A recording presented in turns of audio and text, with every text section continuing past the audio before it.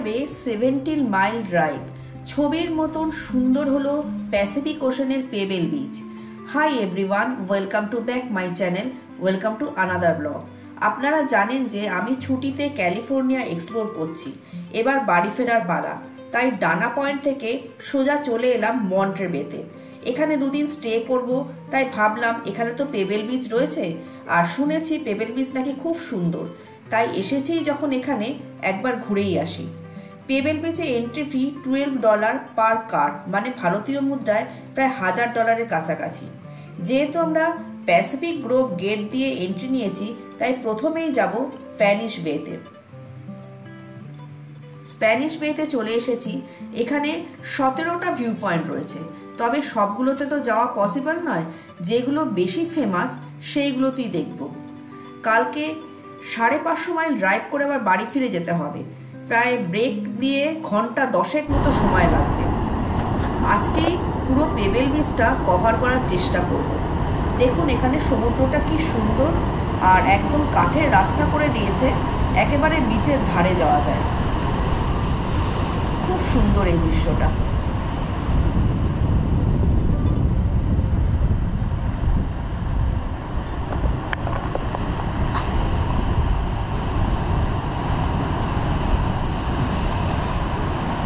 এবারে চলে এসেছি বার্ড রক ভিউ পয়েন্টে।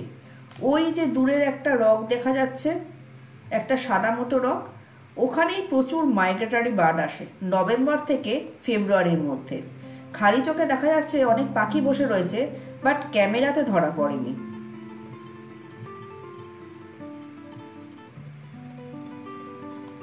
এখানকার সমুদ্রটাও খুব সুন্দর ছিল। এবার চলে এসেছি সিল রক ভিউ পয়েন্টে।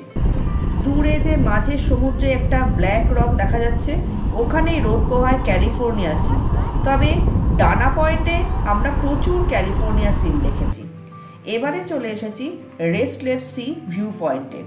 এখানকার ভিউটা কিন্তু অসাধারণ।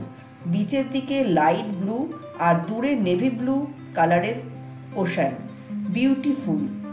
পেবেল বিচের এই দিকটা একটা প্লাস পয়েন্ট হলো যে যেদিকেই যে কোনো পয়েন্টেই যাই না কেন, সব জায়গায় একই রকম ভিউ নয়, পুরো আলাদা আলাদা কালার দেখা যায় সমুদ্রের। তাই পেবেল বিচ এত ফেমাস। আর এবারে চলে এসেছি পয়েন্ট জো ভিউ পয়েন্টে।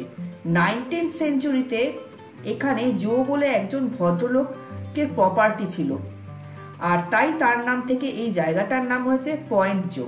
এখানকার সি কিন্তু রেস্টলেস সির থেকেও বেশি রেস্টলেস, তাই এখানে একদম সমুদ্রের ধারে যেতে দেওয়া হয় না, আর ব্যারিকেডও দেওয়া আছে।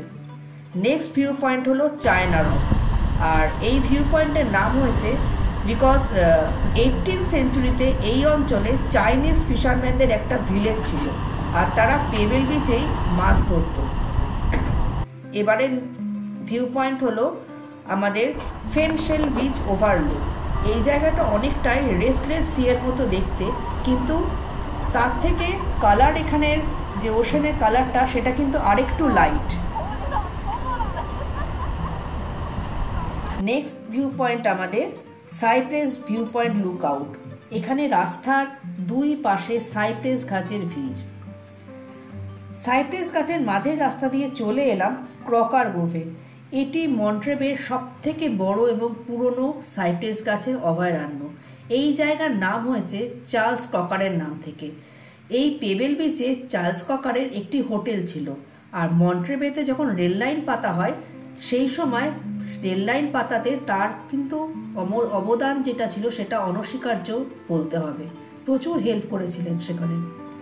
আর এবার চলে এসেছি সব থেকে famous view point lonely cypress view পয়েন্টে। ওই যে দূরে সমুদ্রের মধ্যে একদম গাছটি রয়েছে একাকী দাঁড়িয়ে, সেটিই হলো লোনলি সাইপ্রেস।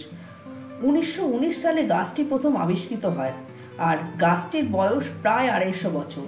কি আশ্চর্য, 250 বছরে একটি গাছ শুধুমাত্র পাথরের মধ্যে আটকে রয়েছে। এবার চলে এলাম পেবেল বিচ ভিজিটার সেন্টারে। ভিজিটার সেন্টারের ভিতর ভিডিও অ্যালাউ নয়, তাই ভিডিও করতে আর পারিনি। ভিজিটার সেন্টারের বাইরেটা ঠিক এই রকম, আর এখানে একটি রেস্টুরেন্টও রয়েছে। আপনি সেখান থেকে ফুড কিনে এখানে বাইরে এই সুন্দর দৃশ্য দেখতে দেখতে খেতে পারেন। আমরা একটা স্যান্ডউইচ কিনেছিলাম, সেটার ভিডিও বা পিক তুলে রাখা হয়নি, কেন জায়গাটা এত সুন্দর যে সেটাকেই ক্যামেরাবন্দি করে আর স্যান্ডউইচের পিকচার তোলা হয়নি। অপূর্ব সুন্দর এই জায়গাটা।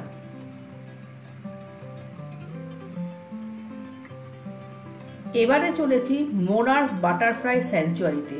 পেবেল বিচ থেকে এর দূরত্ব মাত্র 2 কিলোমিটার। এবারে বলি পেবেল বিচে আসবেন কিভাবে।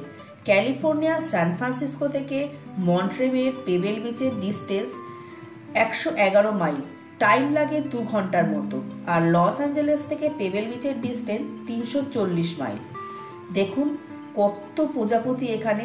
তবে এখানে সব থেকে বেশি প্রজাপতি দেখা যায় স্প্রিংয়ে, মানে ফেব্রুয়ারি টু মার্চে। তবে এখনো কম কিছু নেই। এখানেও হোমস্টে রয়েছে। হোমস্টের গায়ে কি সুন্দর প্রজাপতি আঁকা। আমাদের গ্রামের বাড়িতেও এরকম সুন্দর সুন্দর আঁকা থাকে, দেখতে কি ভালো লাগে না? এখানেও কিন্তু খুব সুন্দর লাগছে। এই পার্কে কিন্তু ডগ নিয়ে ঢোকা একদম বারণ। ইউএসএতে বেশিরভাগ পার্কে ডগ অ্যালাউড, বাট এই পার্কে নেই, কারণ অবশ্যই প্রজাপতি। কত প্রজাপতি এখানে। আমরা আবার ফিরে যাব পেবেল বিচে, লোনলি সাইপ্রেস ভিউ পয়েন্টে। সেখানে সানসেট নাকি খুব famous. Lonely cypress view point কোনটা বলুন তো? যেখানে 250 বছর বয়সী একটি সাইপ্রেস গাছ একাকী দাঁড়িয়ে রয়েছে, ঠিক সেখানে। আকাশে দেখুন যেন কেউ মুঠো মুঠো আবির ছড়িয়ে দিয়েছে। আজকের ভিডিওটা আমি এখানেই শেষ করলাম। কেমন হয়েছে অবশ্যই কমেন্ট করে জানাবেন। নিউ ফ্রেন্ড হলে চ্যানেলটিকে সাবস্ক্রাইব করার অনুরোধ রইল। বেল নোটিফিকেশনটাও অবশ্যই অন করে দেবেন। সবাই খুব ভালো থাকবেন, সুস্থ থাকবেন। ধন্যবাদ।